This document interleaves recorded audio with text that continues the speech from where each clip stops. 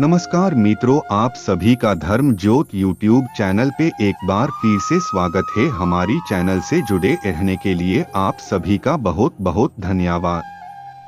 मित्रों, इंद्रजाल को अक्सर लोग तांत्रिक विद्या, वशीकरण और जादू टोने से जोड़ते हैं। इंद्रजाल एक तरह से हमारे आंखों का भ्रम ही है, जिसे हमारा दिमाग पकड़ नहीं पाता है और फिर हम इसके असर में आ जाते हैं। आज के इस वीडियो में हम आपको इसी के बारे में बताएंगे, तो इस वीडियो को अंत तक जरूर देखें।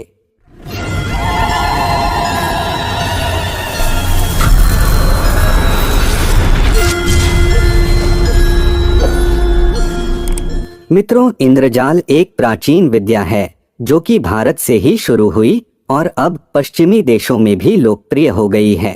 इंद्रजाल को जादू विद्या कहना गलत नहीं होगा, हालांकि इस विद्या का गलत इस्तेमाल भी बहुत हुआ है और आज तक भी होता आ रहा है। यह विद्या बहुत ही भ्रांति युक्त विद्या है। इसके अंतर्गत मंत्र, तंत्र, मोहन, उच्चाटन, वशीकरण, नाना प्रकार के कौतुक, प्रकाश एवं रंग आदि के प्रयोजनीय वस्तुओं के आश्चर्यजनक खेल, तमाशे आदि कई चीजें आती हैं। परंतु यह काला जादू के लिए ही सबसे ज्यादा प्रचलन में है। इंद्रजाल जो नाम से ही पता चल रहा है कि ये देवराज इंद्र से जुड़ा है। इंद्र को छल, कपट या चकमा देने वाला माना जाता है, इसलिए इस विद्या का नाम इंद्रजाल पड़ा। कहा जाता है कि यह विद्या रावण, मेघनाद व अन्य राक्षस इस विद्या के ज्ञाता थे।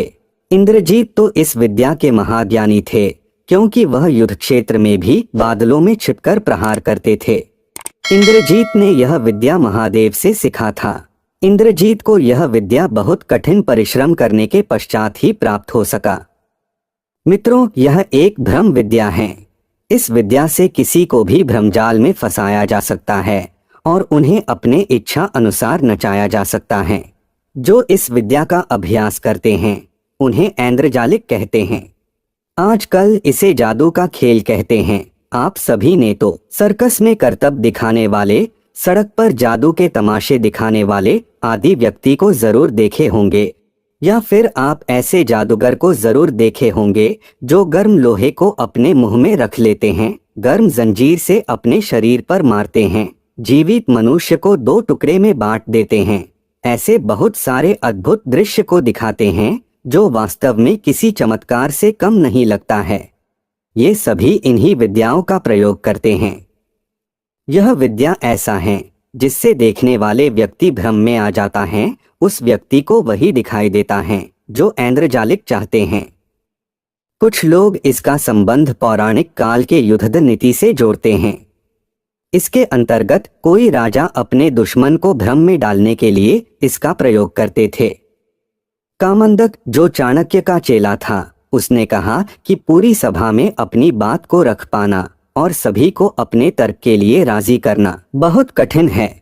इसलिए उन्होंने इंद्रजाल को राजनीति में प्रयोग के बारे में सुझाव दिया।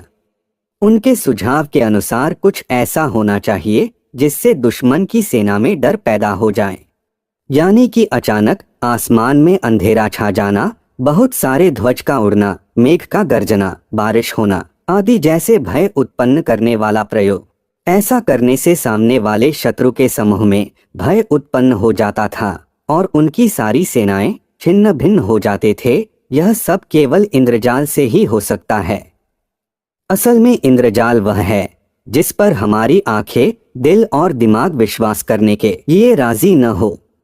अक्सर हमें लगता है कि यह हमारी आंखों का धोखा है, परंतु यह दिमाग की चतुराई से होता है।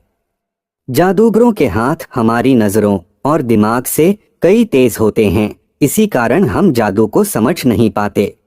आप यह सुनकर चौंक जाएंगे कि इंद्रजाल नाम की एक जड़ी भी है। यह समुद्री इलाके में पाई जाती है, परंतु यह सारे समुद्री इलाकों में नहीं मिलता है, इसका अलग क्षेत्र है। माना जाता है कि यदि इसे साफ कपड़े में लपेटकर पूजा घर या मंदिर में रखे तो अनेक प्रकार के लाभ होते हैं। इस जड़ी के बारे में यह भी कहा जाता है कि यह किसी भी टोने टोटके को बेअसर कर सकती है। इंद्रजाल की महिमा डामर तंत्र, विश्वसार, रावण संहिता आदि ग्रंथों में बताई गई है।